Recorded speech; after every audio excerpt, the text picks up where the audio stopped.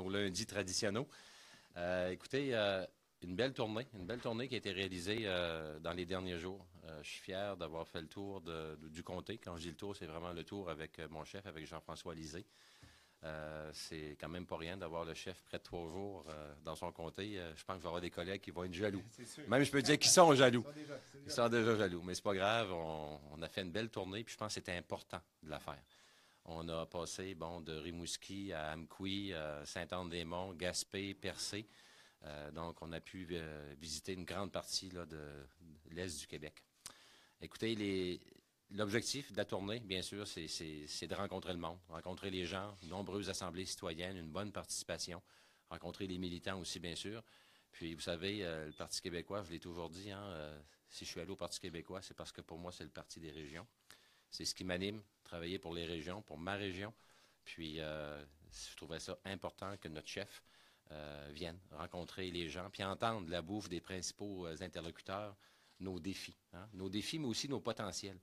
Je disais hier, on n'a pas les moyens d'être aussi pauvres avec autant de richesses en Gaspésie et aux îles, puis c'est vraiment le cas. Puis, je pense que les rencontres qu'on a faites avec les gens du milieu nous l'ont démontré.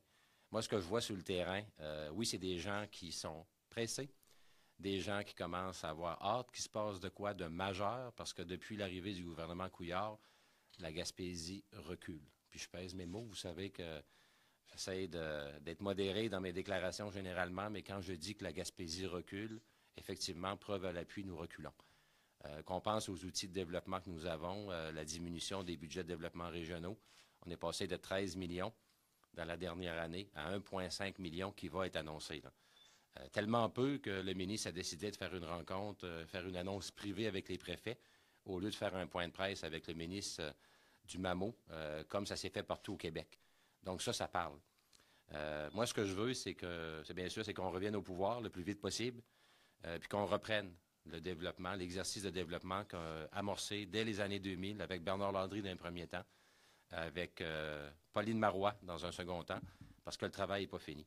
On a fait, vous vous souvenez, une consultation à l'ensemble de la région de la Gaspésie-des-Îles. On s'est donné une stratégie de développement avec les acteurs du milieu, avec les préfets, avec les chambres de commerce, avec les gens du communautaire, les gens de l'économie sociale. Tout le monde a été écouté. On s'est donné un outil, puis cet outil-là, il est sur une tablette, puis il ne sert pas, puis ça me fatigue. Puis ça me fatigue tellement, puis encore plus que dernièrement, les préfets ont dit au ministre régional qu'ils voulaient une stratégie, qu'ils voulaient un plan de développement. Bien, il dit, écoutez, les préfets lui ont dit, la table des préfets, on a un plan de développement pour la Gaspésie. On l'a fait en 2013 avec Gaétan Lelièvre et Pauline Marois. Puis prenez-le, puis mettez-le, réalisez-le, puis ça va bien aller. Donc, ça presse. On espère que le gouvernement va entendre le cri de cœur des Gaspésiens puis des Madénots, parce qu'on a du retard, puis on a besoin de nos conditions de base. Le transport, la santé, l'éducation, les communications, notamment. Si on a notre coffre à outils bien garni, moi, je fais confiance aux Gaspésiens et aux Gaspésiennes pour se prendre en main, mais pour ça, on a besoin de l'appui du gouvernement, autant à Ottawa qu'à Québec. Fait que là-dessus, Jean-François, je t'invite à t'adresser aux médias, puis je profite de l'occasion pour te remercier une fois de plus là, pour vraiment ta disponibilité et ton intérêt. Moi, j'ai senti un chef de parti, un chef d'opposition officielle qui est intéressé aux régions. Puis je suis convaincu que si on peut réussir en 2018 à reprendre le pouvoir, bien, on va faire du bien à la Gaspésie, puis on va faire du bien aux régions du Québec. Puis soyez assurés que moi, ma motivation, c'est avec d'autres partenaires, d'autres collègues au caucus du Parti québécois, ben, c'est de pousser les actions gouvernementales pour aider nos régions. Puis on a 17 régions, Québec, Montréal en fait partie, mais aussi que les 15 régions un peu plus éloignées aient leur part du gâteau. Merci. Merci Gaétan. Vous avez vraiment un porte-parole remarquable pour l'ensemble des dossiers ici. J'ai pu constater, parce qu'on a rencontré l'essentiel des acteurs, comment Gaétan est considéré comme un porte-parole efficace, qui connaît les dossiers, résilient. Et moi, je suis content de l'avoir à mes côtés pour défendre la Gaspésie, défendre une vision régionale. Après cette tournée, j'ai 3 messages principaux à vous envoyer. D'abord, en tant que chef de l'opposition officielle du Québec, je demande à Justin Trudeau et à Philippe Couillard de régler rapidement la question du quai de Percé, qui en ce moment est inutilisable, et il faut qu'il redevienne utilisable pour la saison touristique qui s'en vient. Il y a urgence. il faut que Pêche et Océan envoie immédiatement ses inspecteurs pour que le tiers du quai soit remis en état pour qu'il puisse être opérationnel à la saison qui s'en vient. Et pour l'instant, l'abandon de la Gaspésie par les deux gouvernements met à risque le quai de Gaspé, le quai de Percé.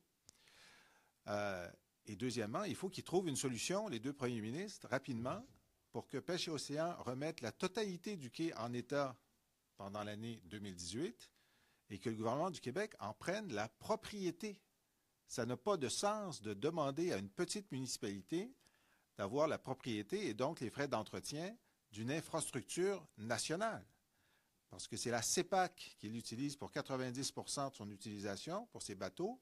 Ça devrait être, à mon avis, la CEPAC qui soit propriétaire de ce quai, une fois que le Canada l'ait remis en état, ce qui est sa responsabilité. Alors j'appelle aux deux premiers ministres de donner des directives claires et urgentes pour que le problème à court terme soit réglé à court terme et que le problème à moyen terme soit réglé d'ici la fin 2018. Il n'y a aucune raison d'attendre plus avant dans ce dossier. Il n'y a aucune raison de soumettre à la petite municipalité de Percé la responsabilité d'une infrastructure aussi importante pour toute la région et pour tout le Québec. Deuxièmement, le train. Le train, pour les marchandises, doit arriver à Gaspé le plus tôt possible parce que c'est non seulement un facteur de développement économique, mais l'absence de ce train d'abord de marchandises et de passagers par la suite va poser des problèmes majeurs de circulation pendant la saison touristique parce que, heureusement, LM Wind Power a des clients qui augmentent sa production de pales et pour l'instant, les pales vont sur la route. Et quand ils vont être en vitesse de croisière, là, à plus de 60 pales par semaine, à faire transiter par la route, ça va faire des embouteillages. Alors, je trouve que déjà, le gouvernement libéral a trop tardé. Le Québec a pris le contrôle de la voie ferroviaire. C'est sa responsabilité d'engager des travaux rapides pour permettre l'approvisionnement non seulement de LM Wind Power, mais on sait qu'il y a plusieurs autres utilisateurs manufacturiers, industriels qui l'utiliseraient.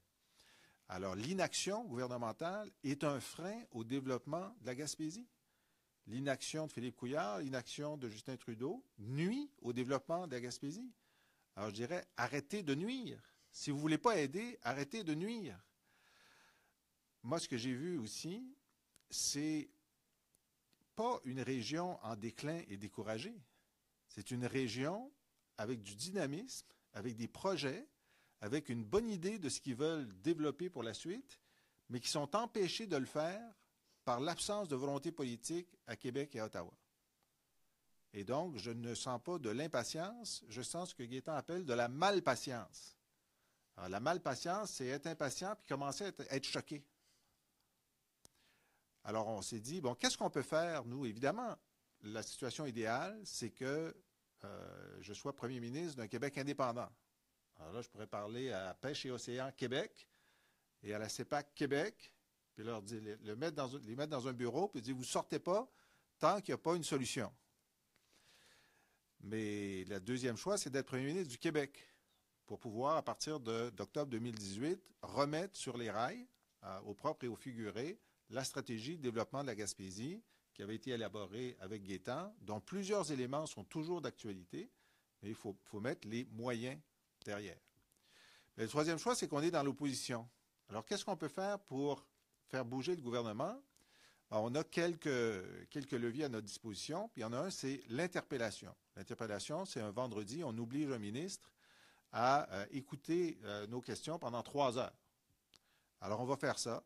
Le 7 avril qui vient, vendredi 7 avril, le ministre régional Sébastien Proulx sera pris en otage par les porte-paroles de la Gaspésie, c'est-à-dire Gaétan Lelièvre, Sylvain Roy, et on va inviter des acteurs de la Gaspésie à venir écouter dans les tribunes la réponse ou la non-réponse et à participer à cette opération-là qui veut mettre les projecteurs sur l'inaction gouvernementale québécoise en Gaspésie.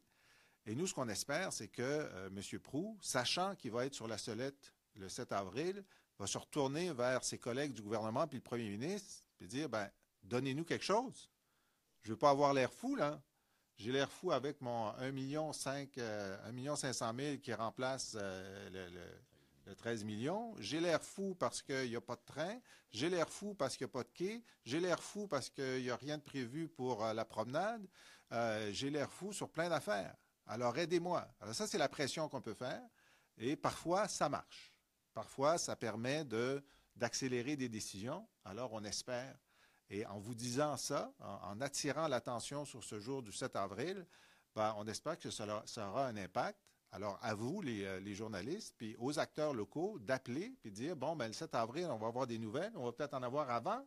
Parce que moi, si j'étais ministre régional de la Gaspésie, je n'attendrai pas le 7 avril. Je voudrais que le 7 avril, je dis, ben écoutez, M. Lelièvre, la semaine dernière, j'ai annoncé quelque chose pour le quai. Il y a 3 jours, j'ai annoncé quelque chose pour le train. Parfait. Nous, on serait contents de les avoir poussés à prendre des décisions. Alors, c'est ça. Si on veut un développement régional dynamique, ça prend une addition. L'addition d'acteurs locaux qui ont identifié leurs projets, qui sont pragmatiques, qui savent où ils veulent aller, et ça, j'en ai vu partout dans le Bas-Saint-Laurent et en Gaspésie. L'addition de ça est d'une volonté nationale de les aider, de les accompagner, de leur donner les moyens et l'autonomie pour le faire. Puis en ce moment, ce n'est pas une addition qu'on a, c'est une soustraction. Ce qui est soustrait, c'est la volonté politique à Québec.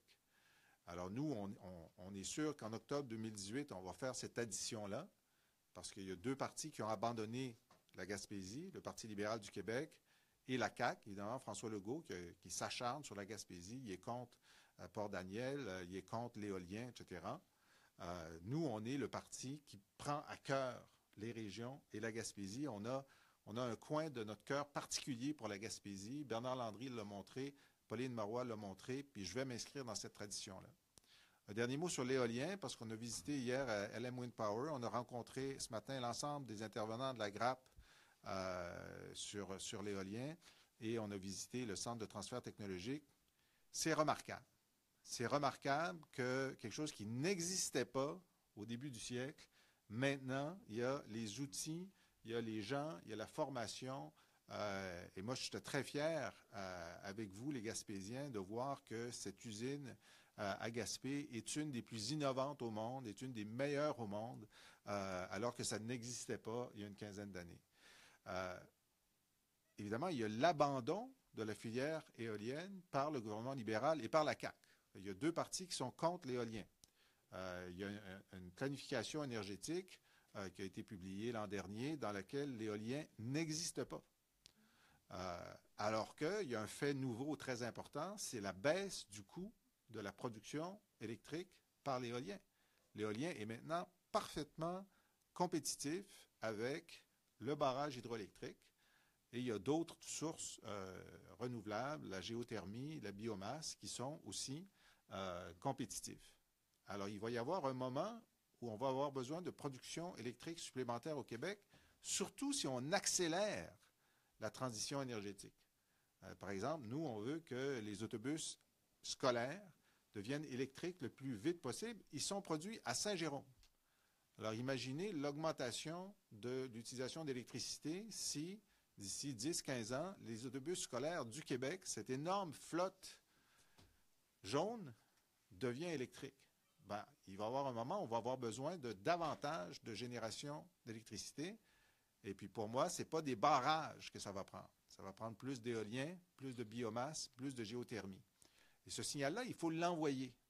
Il faut dire qu'un gouvernement du Parti québécois, dans le bouquet d'augmentation de la production, il va y avoir de l'éolien. Ça va faire partie de notre avenir parce que c'est rentable, parce que ça fait sens, et en plus, ça crée du développement économique partout au Québec et en particulier en Gaspésie.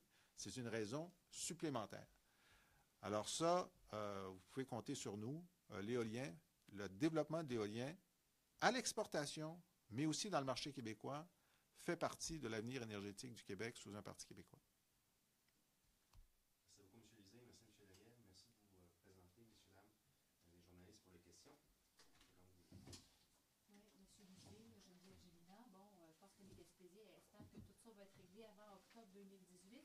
Mais puisque vous dites que vous aimeriez être premier ministre, j'aimerais ça que vous nous disiez l'engagement le plus ferme et le plus précis possible que vous prenez à l'égard du train pour la Gaspésie.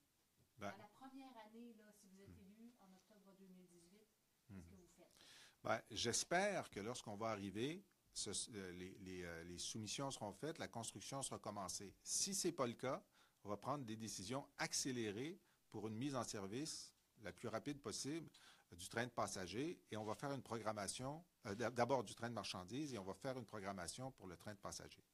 Pour nous, là, c'est la quadruple connexion des régions comme la Gaspésie. Alors, la connexion par rail, la connexion par avion.